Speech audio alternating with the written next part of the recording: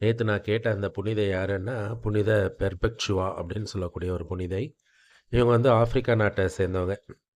ஆனா அதுவும் ரோமர் ஆட்சியர் கீழ தான் வந்து இருந்தது. இவங்க பிறந்தது வந்து 182ஆம் ஆண்டு. 1ஆம் நூற்றாண்டுல வந்து பிறந்திருக்காங்க. இவங்க வந்து கடவுள் மேல வெறித்தனமான ஒரு அன்பு மிக்கவங்களா இருந்திருக்கிறாங்க. இவங்க வந்து எப்படிப்பட்ட ஒரு குடும்பத்தில வாழ்ந்திருக்காங்கன்னா, ஒரு பணக்கார குடும்பம். ஆனா வந்து பாகனிசம்னு சொல்லக்கூடிய பாகர் கடவுள வந்து வணங்குற கிறிஸ்துவ இல்லாத ஒரு குடும்பத்திலேருந்து பிறந்தவங்க இவங்க. அதில இவங்க வந்து கிறிஸ்துவ ரொம்ப நேசிச்சிருக்கிறாங்க. அந்த மாரி நேசிச்சு வாழ்ந்து ஆண்டவர்கிட்ட வந்து இவங்க ரொம்ப அ பிரியமா வாழ்ந்துட்டுருக்காங்க. அந்த மாரி வாழ்ந்துட்டுருக்கும்போது வந்து அத வந்து இவங்களுக்கு வந்து அவங்க இளம் வயசுல ஒரு கல்யாணம் எழுதி ஒரு குழந்தை பிறக்கிற நேரத்தில இவங்கள வந்து அந்த நாட்ட ஆழ்ந்துட்டு அரசன் வந்து கைது செய்றான். இவங்கள கைது செய்யும்போது வந்து யார் யார் கூடலாம் வந்து மொத்தம் 5 பேர வந்து கைது செய்றான்.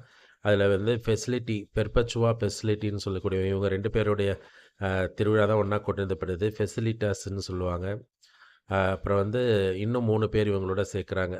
சாட்டர்னீசஸ், அப்புறம் வந்து செகண்டுலஸ், அதுக்கப்புறம் வந்து ரிவோகட்டஸ் அப்படின்னு சொல்லு. இந்த 5 பேரையும் வந்து கிறிஸ்துவ மறுக்காதவங்கன்னு சொல்லி இவங்க 5 பேரையும் வந்து சேர்ந்து கேட்டகுமென் சொல்லக்கூடிய அந்த பாதாள சிறையில வந்து அடைக்கிறாங்க.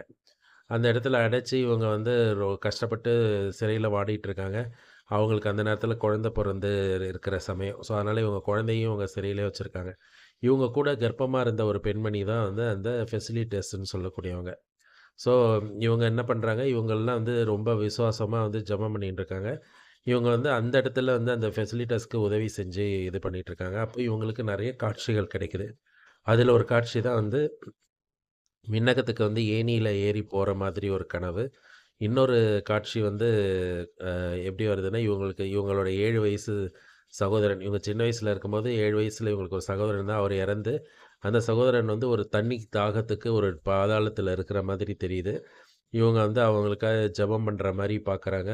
அதுக்கப்புறம் முழிச்சுட்டு இருக்கும்போது ஜெபம் பண்ணிட்டே இருக்கிறாங்க. பண்ணும்போது ஒரு கொஞ்ச நாள் கழிச்சு அதே சிறையில அவங்க இருக்கும்போதே ஜெபம் பண்ணிட்டு இருக்காங்க. கொஞ்ச நாள் கழிச்சு அவர் மகிழ்ச்சியா வந்து தண்ணீர் குடிச்சு ஒளியில வந்து கலக்கிற மாதிரி கனவு காண்றாங்க.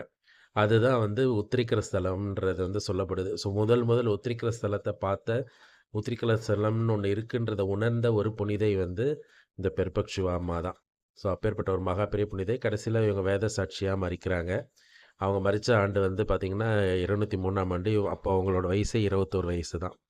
மகா பெரிய உன்னத புனிதை. Praise the Lord.